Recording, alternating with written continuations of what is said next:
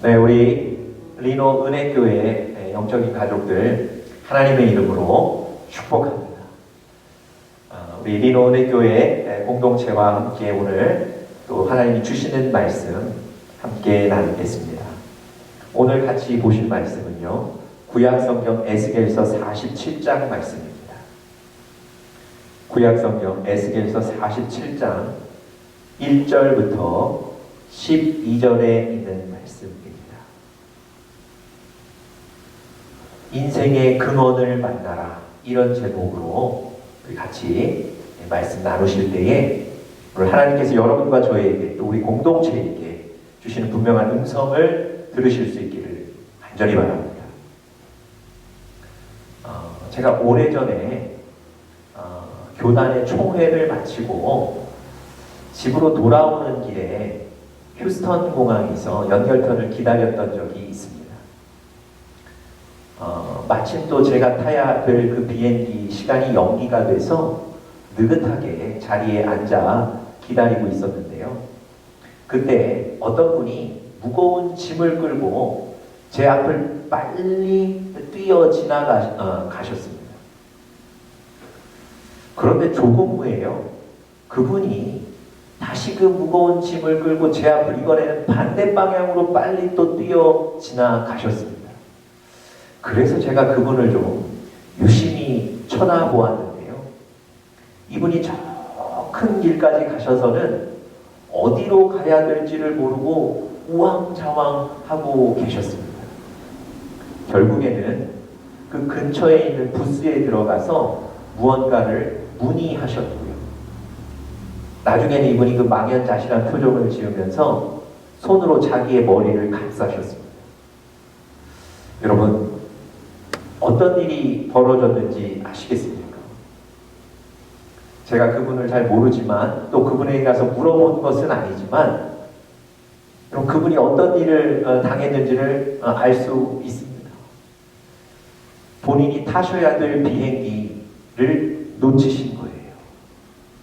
시간도 매우 급박했을 뿐만 아니라 어디에서 비행기를 타셔야 되는지 그 탑승구조차도 찾지를 못하신 거예요. 그러다가 시간은 지났고 놓쳐버리신 겁니다. 여러분, 멀리서 지켜보던 저도 안타깝더라고요. 본인은 얼마나 속상하셨겠습니까? 그럼 공항에서 이런 일들이 종종 생기는데요. 이런 비슷한 일을 경험하셨던 한 목사님의 간증을 제가 책에서 본 적이 있는데요. 이런 일입니다. 이 목사님께서 토론토에 가셔서 어느 집회에 말씀을 전하기로 하셨습니다. 그래서 그 토론토까지 가시는 여행을 시작하셨는데요. 시카고 오헤어 공항에서 이 토론토로 가는 연결편을 타셔야 했습니다. 이 목사님께서 시카고 공항에 내리셔서 매우 좀 급박하셨는데 자신이 타셔야 되는 그 비행기가 있는 탑승구를 모니터를 통해서 확인하는데 보니까 지금 자신과는 매우 먼 거리에 그 탑승구가 있었습니다.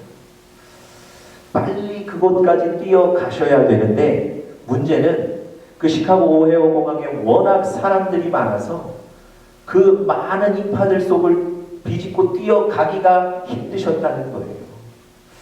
이 목사님이 걱정하시면서 발을 동동 구르고 계셨는데 그때 제복을 입은 어느 항공사의 직원인 듯 보이는 사람이 다가와서 무슨 일이시냐고 묻습니다. 아마 이 목사님이 굉장히 당황하신 표정을 지으셨고 그것을 보았던 것 같습니다. 목사님께서 이 직원에게 얘기를 하세요. 내가 토론토에 비행기를 타야 하는데 시간은 얼마 남지 않았고 탑승구는 여기서 너무 멀어서 걱정입니다. 어떻게 해야 되죠? 여러분, 그때 이 항공사 직원이 이렇게 얘기하더랍니다. 제 옆에만 딱 붙어 계시면 됩니다. 그러면서 그 제복을 입은 항공사 직원이 이렇게 얘기하더랍니다. 제가 바로 그 항공기의 기장입니다. 설마 그 비행기가 저 없이는 출발하지 않겠죠? 이렇게 얘기하더라고요. 여러분, 이 목사님이 얼마나 반가웠던지 깜짝 놀라 기절하실 뻔하셨다, 이렇게 책에 적었습니다.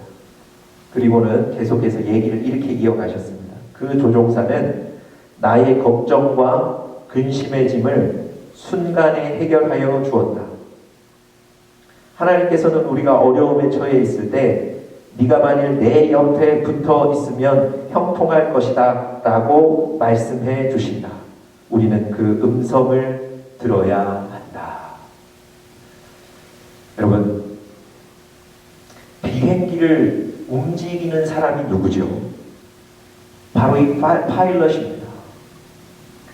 파일럿이 말하자면 비행기 이동의 키를 갖고 있는 근원인 사람인 것입니다.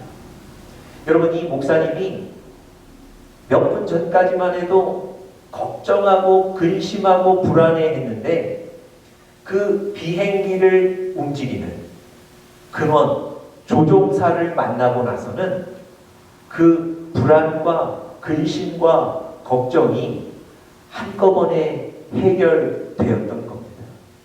여러분, 이유는 다른 데 있지 않습니다. 바로 그 비행기의 근원을 만났기 때문에 그렇습니다. 여러분, 우리도 마찬가지입니다.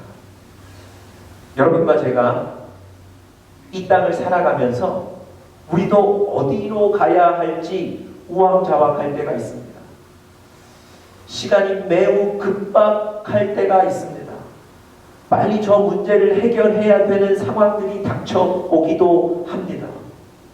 여러분, 그때 여러분과 제가 우리 인생의 근원을 만나게 된다면, 우리의 인생을 움직이는 우리의 인생의 근원 주인을 붙잡게 된다면, 그분 옆에 붙어 있게 된다면 우리가 해결해야 되는 그 모든 상황들을 해결하고 잠잠하게 되며 평안을 얻게 될 줄 믿습니다. 여러분, 오늘 우리가 에스겔서 47장 본문을 가지고 같이 말씀 나누는데요, 오늘 본문 가운데 정말 인생의 문제 앞에 우왕좌왕하는 사람들의 얘기가 나옵니다. 그 사람들이 바로 이스라엘 백성들입니다. 여러분, 이스라엘 백성들은 바벨론에 포로로 잡혀가서 그곳에서 온갖 고생하고 고난을 당하고 있었습니다. 노동 현장에 또 공사 현장에 투입되기도 하고요. 이들에게 주어지는 건 오직 잠잘 시간만 주어지는 너무 비참한 생활을 하고 있었던 사람들입니다. 여러분, 그럼에도 불구하고요, 포로된 이 이스라엘 백성들 마음속에 한 가지 소망이 있었어요. 그것이 무엇이냐면, 그래도 내 고향, 나의 조국 예루살렘은 아직 함락되지 않았다는 겁니다. 그렇기 때문에 내가 지금 여기서 고생하지만 수년 내에 내가 다시 예루살렘으로 돌아갈 수 있다, 돌아가면 된다, 이런 소망이 있었던 거예요. 그런데 여러분, 이들이 포로 생활한 지 21년째 되던 해에 예루살렘이 함락되고 말았다는 소식을 듣습니다.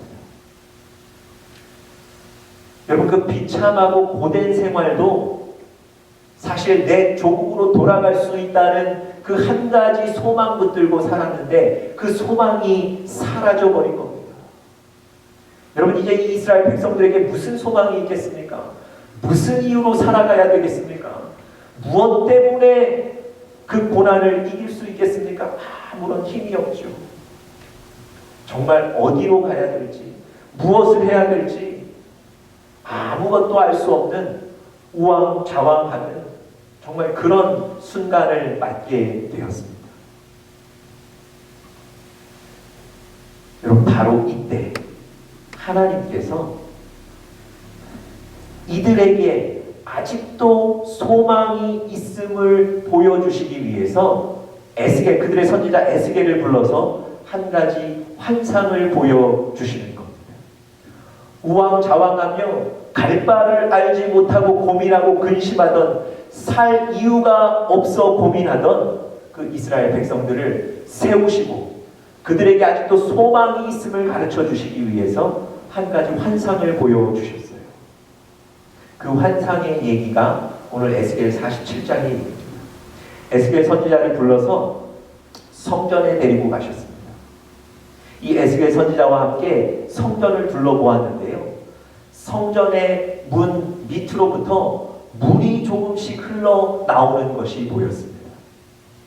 그런데요, 시간이 좀 지나고 나니까 그 물이 발목까지 차올랐습니다. 그리고 물은 계속 흘러나오고 시간이 조금 지나서 다시 재보니까 그 물이 무릎까지 차오르게 됐고요. 또 시간이 지나고 다시 그 물속 물을 재어봤더니 이번에는 허리까지 물이 차게 됐습니다. 그리고 다시 한번 기다렸다가 시간이 지난 후에 다시 그 물의 깊이를 측정해 봤더니 이제는 건널 수 없는 강이 돼 버렸다는 거예요. 그리고 오늘 에스겔서 47장을 잘 읽어보시면 거기에 머물지 않고요, 이 물이 바다까지 흘러 들어갔다는 겁니다. 그래서 바다를 살린다고 얘기하세요. 여러분, 이 바다를 살린다? 이 바다는 어디를 얘기하는 걸까요?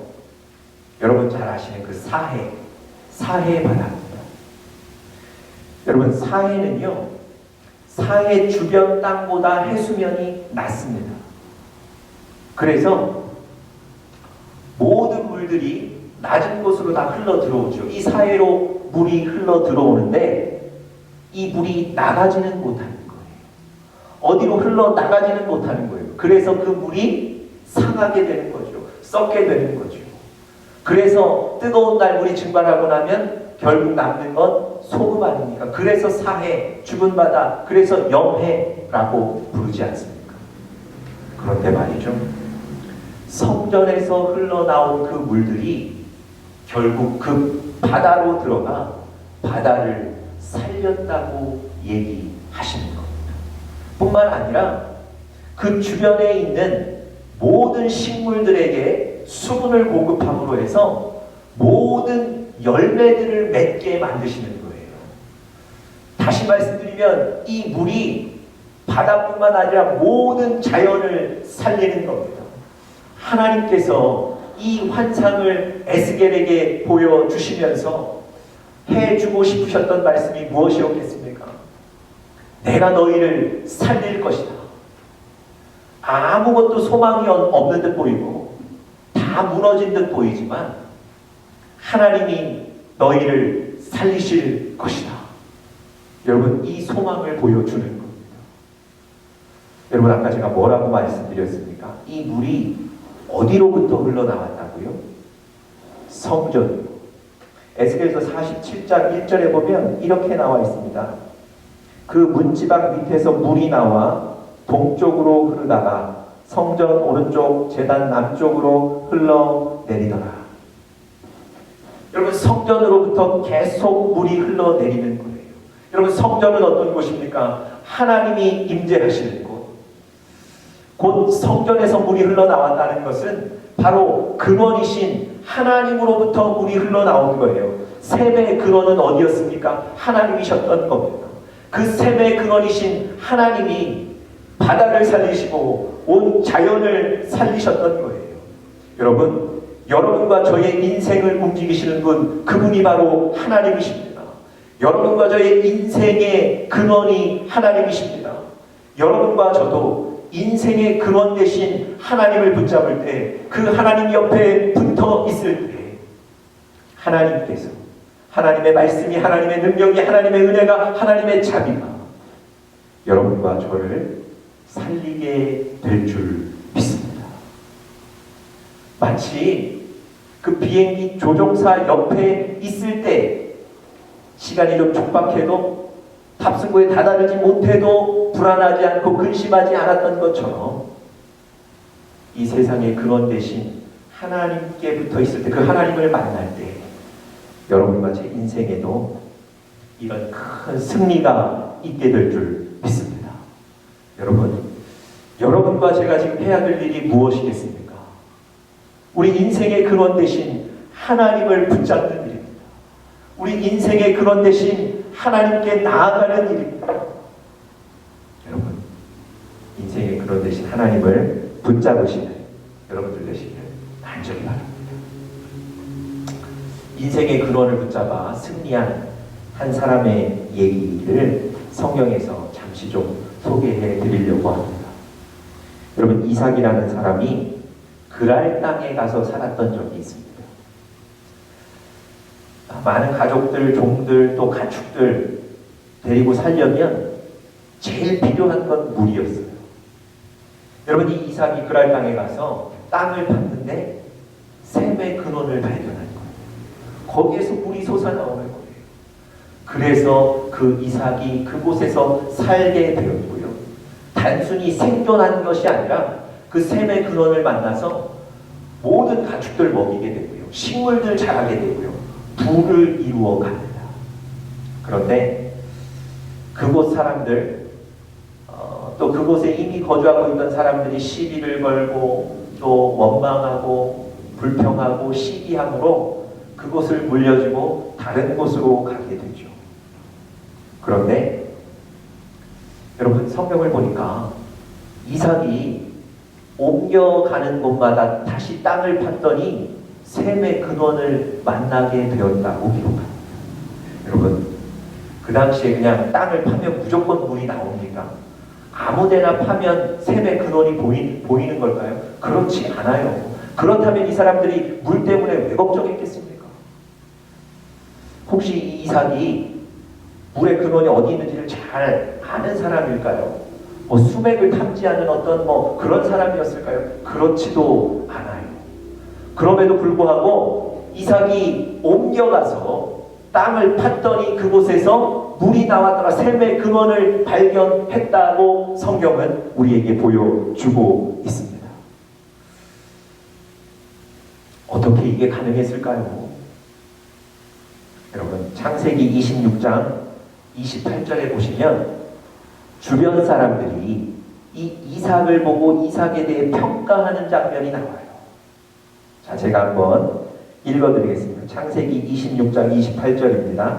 그들이 가로되, 주변에 있는 사람들이 이삭을 향해서 얘기하는 겁니다.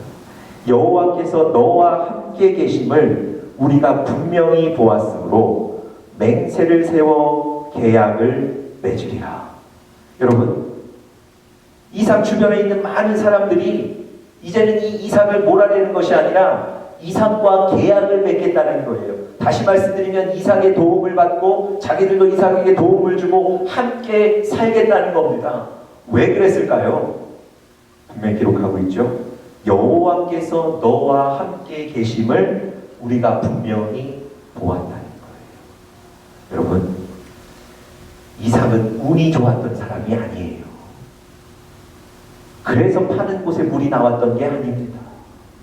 하나님이 이삭과 함께 계셨던 겁니다. 이삭은 하나님 붙들고 살았던 거예요. 이삭은 날마다 하나님과 동행했던 겁니다. 인생의 근원이신 하나님을 붙잡고 살았던 이삭이기에 가는 곳마다 하나님이 그에게 승리를 주셨던 겁니다. 여러분, 우리도 이런 사람 될 수 있기를 간절히 축복합니다. 문제를 향해 달려가지 마시고요. 우리 인생의 근원 되신 그 하나님을 붙잡고 그 하나님께 지금 기도하고 간구하고 앞으로 나아가시는, 그래서 승리하는 우리 사랑하는 리노 은혜교회 영적인 가족들 되시기를 간절히 축복합니다.